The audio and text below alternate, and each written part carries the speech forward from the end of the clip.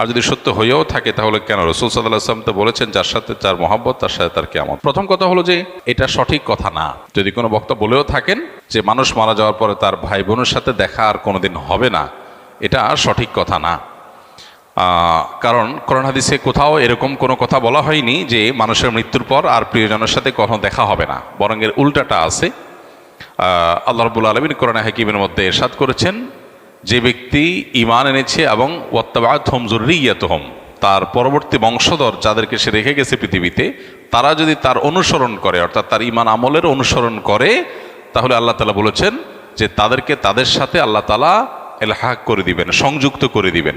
অতএব এই আয়াত বরং পরিষ্কার বলছে যে কোনো মানুষের মৃত্যুর পর তার আত্মীয় স্বজন বা যাদেরকে তিনি রেখে মৃত্যুবরণ করলেন, সে মানুষগুলো প্রিয়জনরা যদি তার আদর্শ অনুসরণ করে, অর্থাৎ ঈমান আমলের চর্চার মধ্যে থাকে, তাহলে তাদের সাথে কিয়ামতে বা আখিরাতে আল্লাহ রাব্বুল আলামিন তাদের সাথে সাক্ষাৎ এবং একসাথে থাকার সুযোগ আল্লাহ তাআলা দান করবেন। এটা এখান থেকে পরিষ্কারভাবে বোঝা যায়। আর এর পাশাপাশি নবী সাল্লাল্লাহু আলাইহি ওয়াসাল্লাম আরেকটা হাদিস আছে, আলমারউ মা'a মান আহাব, অর্থাৎ মানুষ যাকে ভালোবাসে তার সঙ্গে সে থাকবে। সেটার একটা অর্থ হতে পারে যে একজন মানুষ যখন জাহান্নামী কোনো মানুষকে ভালোবাসবে, আপনি কার ফ্যান, কার ফলোয়ার, কাকে ভালোবাসেন, কাকে অনুসরণ করেন, এটার উপর নির্ভর করে আপনার গন্তব্য। একজন মানুষ যখন কোনো খারাপ মানুষ অনুসরণ করে, তখন তার সাথে কিয়ামত হবে, তার সাথে তার হাসর হবে, সে তার পরিণতি ভোগ করবে। আর কেউ যখন কোনো জান্নাতি মানুষকে ভালোবাসে, জান্নাতি মানুষকে অনুসরণ করে, তখন সে তার সাথে জান্নাতে থাকার সুযোগ লাভ করবে। এখান থেকে পরিষ্কারভাবে বোঝা যায় যে কোনো বক্তা যদি এরকম কথা বলেও থাকেন তাহলে এটা সঠিক না। তবে হ্যাঁ, কিয়ামতের পর একজন মানুষ তার প্রিয়জনের সাথে তার সাক্ষাতের সুযোগ হবে না, বা গন্তব্য পৃথক হবে, যখন একজন জান্নাতি হবে আরেকজন জাহান্নামী হবে। এখন প্রশ্ন হলো যে আমার ভাই, আমার মা, আমার বাবা, আমার সন্তান কেউ যদি বেঈমান হয় আর সে যদি জাহান্নামী হয়, আর আমি যদি জান্নাতি হই, তো জান্নাতে আমার সুখ হবে না, আমার তো মনে কষ্ট থাকবে যে আমার প্রিয়জন জাহান্নামে। তো জান্নাতে তো কারোর কোনো কষ্ট থাকার কথা না। জান্নাত আজা কে আজারে নাবাসত কাছে রাবা কাছে কারে নাবাসত, ফার্সিতে একটা কবিতা আছে, জান্নাত সেই জায়গা যেখানে কোনো কষ্ট থাকবে না। তো আমার যদি আমার প্রিয়জন যদি জাহান্নামে যায়, আমি যত জান্নাতে যাই আমি তো সুখ পাবো না, তাহলে আল্লাহ তাআলা আমাকে কিভাবে সুখী করবেন? উত্তর হলো, আল্লাহ রাব্বুল আলামিন আমাদেরকে জান্নাতে যখন নেবেন, বা আখিরাতের মারহালা বা স্তরগুলো যখন, লেয়ারগুলো যখন আমরা পার হব, আমরা দুনিয়ার মতো করে সেগুলোকে চিন্তা করি সাধারণত।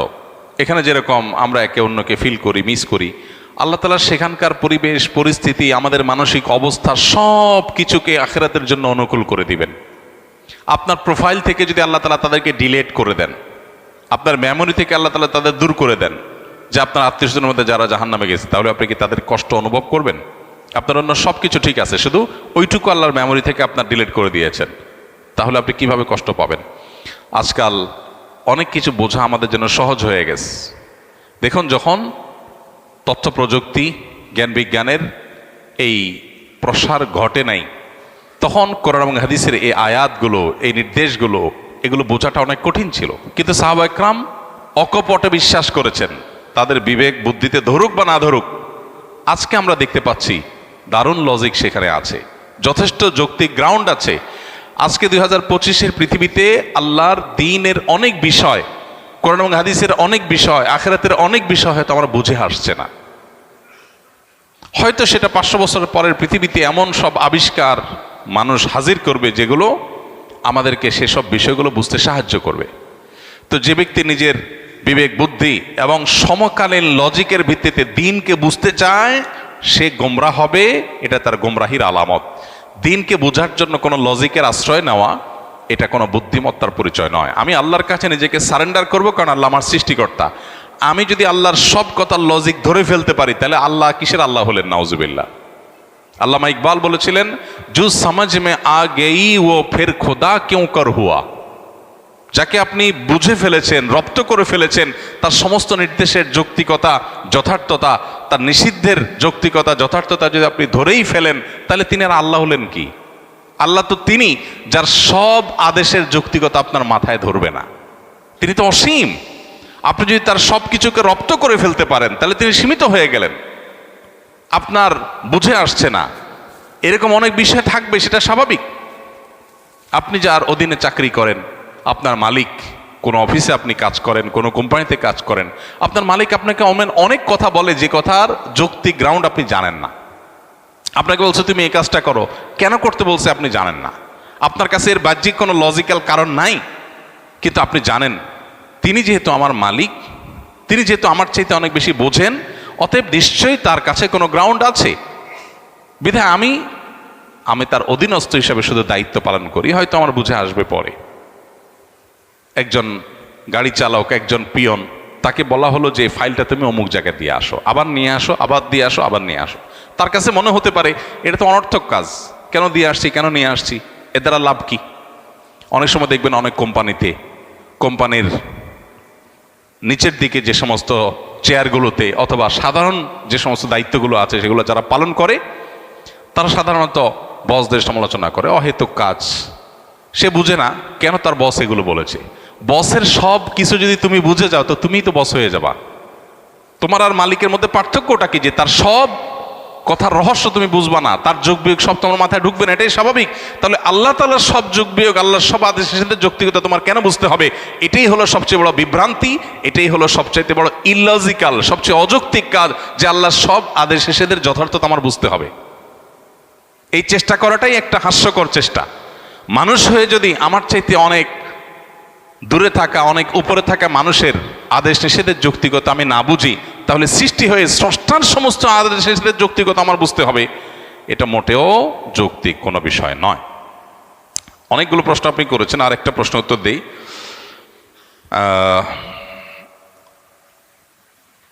তো যেটা বলছিলাম, যে প্রশ্নের উত্তরে এত কথা বলছিলাম, সেটা হলো যে আখেরাতে আল্লাহ রাব্বুল আলামিন কি করবেন সেটা নিয়ে আপনার আমার টেনশন নাই। আমাদের নাস্তিক বন্ধুদের অনেক প্রশ্ন থাকে, যে প্রশ্ন দেখে সরল মনা বা সংশয়ে ভোগা অনেক মানুষ তারা বিভ্রান্তিতে পড়ে যান। অদ্ভুত অদ্ভুত সব প্রশ্ন করে। ইমানদারের সমস্ত প্রশ্নের কমন উত্তর হলো আমি গোলাম কার? আল্লাহর। আল্লাহ আদেশ করেছেন, আমি তামিল করব। আল্লাহর সমস্ত আদেশ, সমস্ত নিষেধের যৌক্তিকতা বোঝা আমার জরুরি না। আমি যদি তার সব কিছু বুঝেই যাই, তাহলে তিনি আর আল্লাহ হলেন কি?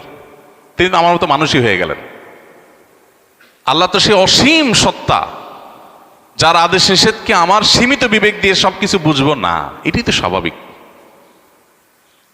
অতএব আখেরাতে কিয়ামতের দিন আল্লাহ তাআলা কিভাবে, আমার আত্মীয় স্বজন কেউ যদি জাহান্নামী হয়, আমি যদি জান্নাতি হই, তা আল্লাহ আমাকে কিভাবে সুখ দিবেন, এটা নিয়ে আমার টেনশন নাই। সুখ কিভাবে দিবেন এটা আল্লাহর কাজ, আমার টেনশন না করলেও চলবে।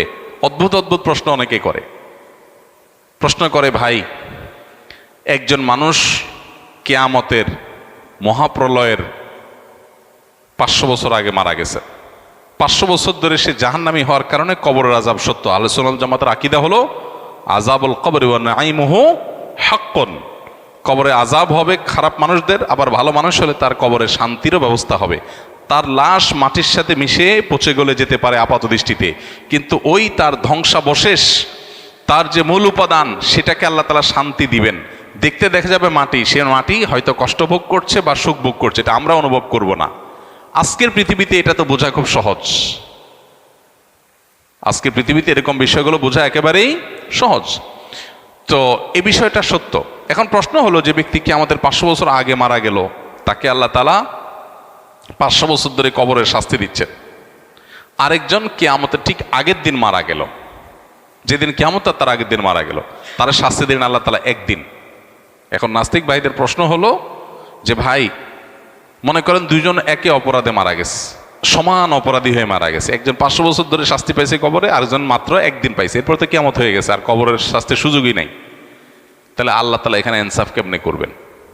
আল্লাহ কিভাবে ইনসাফ করবেন, এই টেনশন তার মাথায় ঢুকছে। আল্লাহ রাব্বুল আলামিন ইনসাফ করবেন, দ্যাটস ইট।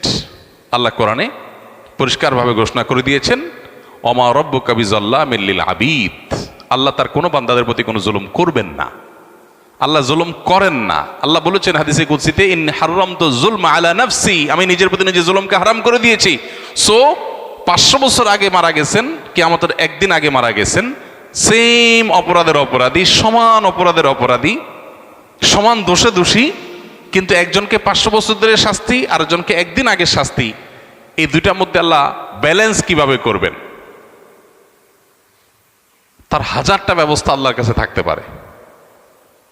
আমার এটা চিন্তা না করলেও চলবে। আল্লাহ করবেন ইনসাফ, এতটুকু নিশ্চিত। আল্লাহ জুলুম করবেন না, এটুকু নিশ্চিত।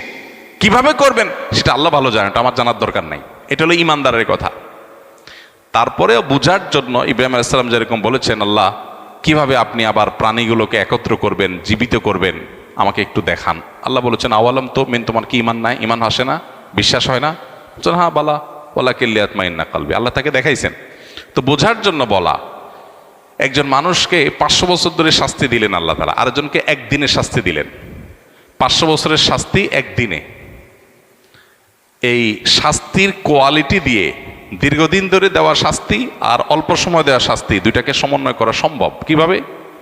আপনি একজনকে 100টা কিল দিলেন, কিল, দুজন সমান অপরাধ করছে, একজনকে 100টা দিয়েছেন, আরেকজনকে একটা দিয়েছেন, দুইটাকে সমান করা সম্ভব না? সম্ভব না।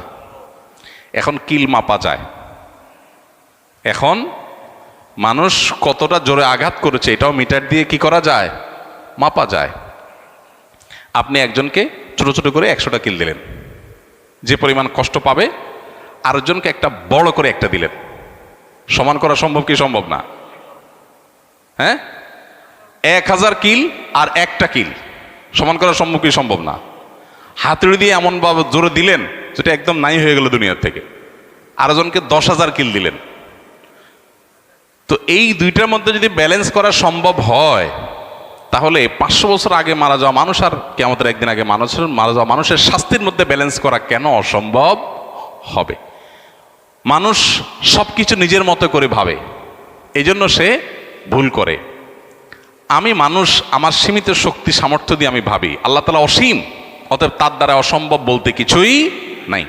কিয়ামতের ময়দানের আল্লাহ রাব্বুল আলামিন জান্নাতে আত্মীয় স্বজনকে যেরকম মিলিত করাবেন, আবার জাহান্নামে আত্মীয় স্বজনের রাস্তা ভিন্ন হয়ে যাবে, কিন্তু ভিন্ন হওয়ার কারণে জান্নাতের কোনো কষ্ট হবে না। সে ব্যবস্থা আল্লাহ করবেন। কিভাবে করবেন আল্লাহ জানেন, কিভাবে করবেন আল্লাহ জানেন। এক লোক প্রশ্ন করেছে, ভাই আমার তো বিড়ি খাওয়ার অভ্যাস আছে, আল্লাহ তো জান্নাতে যা চাইবেন তাই দিবে, তো আমি জান্নাতে বিড়ি খাওয়া ছাড়া তো আমার ভাল লাগবে না। যদি আল্লাহ আমারে জান্নাত দেন, যদি আল্লাহ আমাকে জান্নাত দেন, হতে পারে না যে অনেক গুনাহ করার পর আল্লাহ মাফ করে জান্নাত দিয়ে দিয়েছেন, হতে পারে, ইমানদার হলেই হলো। তো আমি ইমানদার মুসলমান, আল্লাহ আমার সব মাফ করে জান্নাত দিতে পারেন, সুযোগ তো আছে। যদি দেন তো আমার তো বিড়ি ছাড়া ভাল লাগবে না। তো জান্নাতে গেলে আল্লাহ আমারে বিড়ি দিবেন কিনা? দিলে জান্নাতে বিড়ির মতো নোংরা জিনিস থাকলো, দুর্গন্ধ। আবার যদি আল্লাহ না দেন, তাহলে আমার জান্নাতে সুখ হবে কেমনে? তো উত্তর হলো, আপনার অন্তরে যে বিড়ির চাহিদা আছে, এই নোংরামি আল্লাহ তাআলা দূর করে দিবেন, এটা আর থাকবে না আপনার মনে। সম্ভব কি সম্ভব না? সম্ভব, বিভিন্নভাবে সম্ভব। অতএব এই বিষয়গুলোকে আল্লাহ তাআলার উপর ন্যস্ত করা দরকার। আখিরাতের বিষয়গুলোকে আমরা নিজেদের মতো করে